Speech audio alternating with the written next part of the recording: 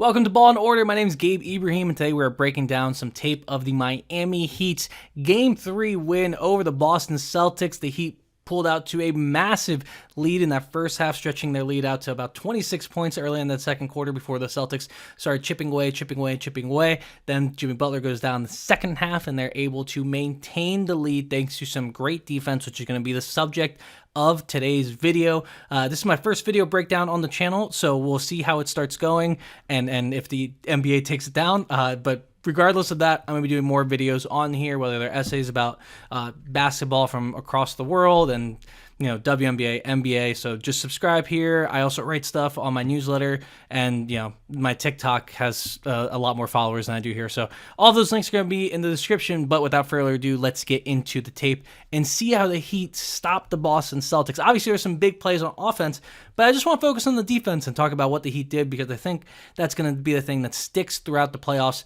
and hopefully will lead the Heat to the finals. If you're a Heat fan, I think the Celtics did a lot of good things, but this video is not about the Celtics. It's about the Heat's defense. So let's get into it. So we're going to start here with the first play of the game. The Heat just start pressuring almost from half court immediately. You can see Jimmy Butler right here just pressuring the ball. Everyone's up right here. Bam attacks Al Horford. Strus comes out, attacks Tice. Lowry attacking Smart. There's just so much pressure, making the Celtics move fast, which would be a theme throughout this game. Jayson Tatum even brought up the fact that they made him move so fast, and then you get that miss because the Celtics are moving fast. Now, after three, the Heat come back on defense, and you're going to see Kyle Lowry down here. He's matched up with Al Horford. Horford's going to realize that he has the post mismatch, but Lowry is a great guard in the post, sinks into those legs of Horford, forces the bad pass. Great defense by Miami. Just look at how he fronts here, though. This is a really good lesson if you're a guard who has a big. Don't just get in front of the player. Get in front of them and make their lives miserable and make them fight for position. Here, the Celtics try to go high-low, and then boom, there's that immediate switch here with Lowry and Strus, and they're able to get the turnover. And here's the star of the game for the Heat on the defensive side, in my opinion. I hate this camera angle, by the way, but this is the star of the game right here. PJ Tucker. You're going to see him right here on Jayson Tatum just come active with physical play, active hands, just trying to create a feeling of no space for Tatum. And as I mentioned, Tatum mentioned that he felt rushed the entire game, and he rushes that floater because of the pressure from Tucker. And of course, he gets a defensive rebound, starts to break for the Heat. Here's a Tatum turnover that was forced by the Heat. He had some that were unforced, but this one was definitely forced by Miami. So he gets the ball here. There's a great screen by Tice, and he's actually going to get a really nice seal on Tucker to provide this lane here to the basket, which looks wide open. At the very least, it's going to force Lowry to come over, and then there's going to be a toss to the corner. However, Max Strus and PJ Tucker do a great job to close in on Tatum, make him feel the pressure, and then there's this great take charge motion by Kyle Lowry, who's the best guard in the league at taking charges. And that forces a kind of slow pass where he's drifting off out of bounds instead of a really nice pass where he can get 2 feet in the lane and kick it out. But then Butler is right there for the steal and the break. But I want to key in, as I was saying, with Max Strus and PJ Tucker. So Strus is out of position here. Obviously, he's getting beat. But Tucker doesn't give up on the play. He doesn't just allow himself to be sealed. He provides some resistance to at least slow Tatum down, and that forces the turnover, one of many for the Heat. Here's another one of the 23 turnovers that the Celtics had. You're going to see some tremendous ball pressure. Everyone is just being physical, like not letting this screen happen without Horford having to fight through it. Huge. That allows Strus to get in position to front the post. And now we have a double coming over here from Gabe Vincent. He's 2'9" and trying to get out of the post and back in to cover on Grant Williams, while also providing a look that doesn't allow Horford to get to the baseline. And now there's just that pass where Horford's looking at Gabe Vincent, doesn't see that Jimmy Butler's cheating towards Grant Williams already. And then that's another steal for the Heat, one of their 19, which is a franchise record in the playoffs. Bam Adebayo's offense was the talk of this game, and he was awesome on that end. 22 field goal attempts, which is huge for the Heat. But here, his defense just helps Miami be that ball pressuring team that I've been talking about throughout this video. Here, the Celtics come out in a horns action. So we have Tatum, who gets to switch onto Gabe Vincent. Tatum's first instinct here is to rush down the court, but Vincent does a great job of forcing him outside, and now we're going to get a really nice pocket pass with Grant Williams on the late roll here. After he sets a screen for Marcus Smart, he's going to come on this late roll.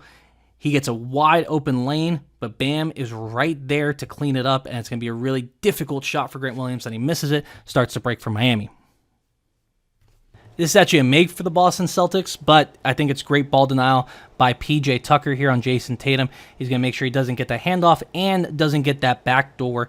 Excellent defense by P.J. Tucker. Unfortunately, Marcus Smart is bigger than Kyle Lowry, and he should be doing that more often, if you ask me, but P.J. Tucker's ball denial is a theme that would play itself out throughout this game. This is another make for the Boston Celtics, but look at the ball denial by P.J. Tucker. He's going to give a little flop here, just being a pest, being annoying. And then when they were switching up top here with P.J. Tucker and Jimmy Butler, it was done for Tatum. Like, he couldn't see anything. You see that little stunt there by Butler, and now you're going to get the shot here by Jaylen Brown, who's just bigger and faster than Kyle Lowry at this moment. But, you know, great defense, and just making Tatum's life miserable early was huge.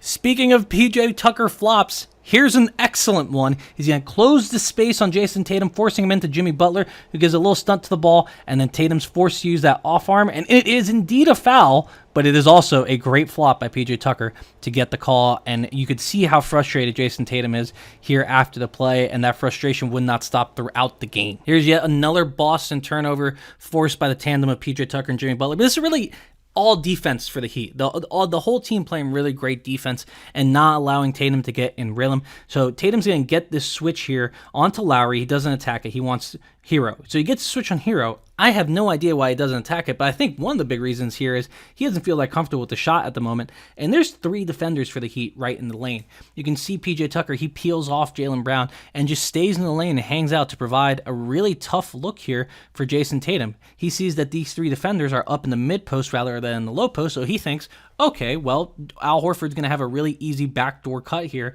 and then maybe a pass to either Brown or to the corner or up here to Peyton Pritchard. But the Heat close that space immediately. Butler forces him baseline. You have PJ, who's already angling to get to that space. You have Kyle Lowry bumping down. You have Max Strus bumping down. And now there's going to be a really tough pass from Al Horford. Really dumb pass, in my opinion. And it's picked off by Lowry. Transition opportunity for the Heat. So now we're going to head into the second half. The Heat really dominated that first half. Boston made a run at the end of the second quarter to get close, and I think that really pushed them to getting back into this game as it went along.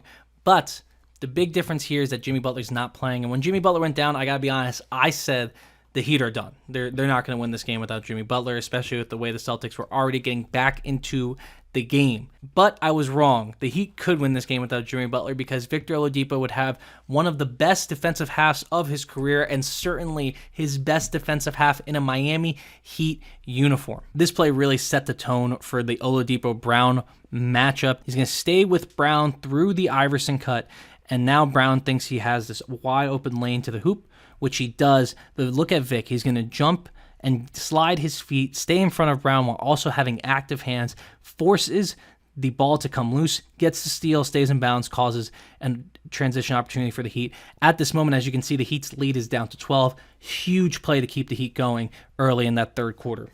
In a game of great defensive plays by P.J. Tucker, this is probably the best one. You're going to see him switch onto Grant Williams here. He's going to fill the lane, show Jayson Tatum that lane is not open. There's going to be some kicks from Boston, some really nice ball movement to get Al Horford this open shot, which is contested by P.J. Tucker. Then he blocks the shot away from Grant Williams and steals the ball from Jaylen Brown. His effort was all over the place in this game. This is a play I'm not sure is intentional from Caleb Martin, but it is absolutely brilliant.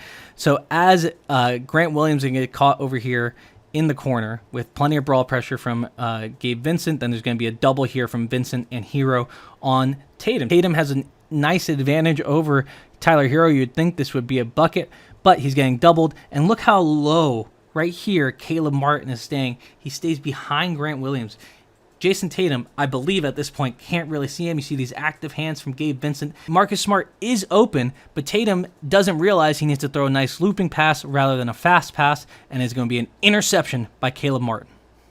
Here's more physicality and ball pressure from the Miami Heat. They're well above the three-point line when this play starts to get the action moving early. You're going to see Victor Oladipo down here in the post fighting with Jaylen Brown, just putting his body on him, and then he's going to put his body on him in that triple threat, forces Jaylen to drop the ball, and it's an easy transition opportunity for the Heat. And I know a lot of people are going to just say, oh, Jaylen Brown just fumbled the ball. He doesn't have a bag. He doesn't have handles.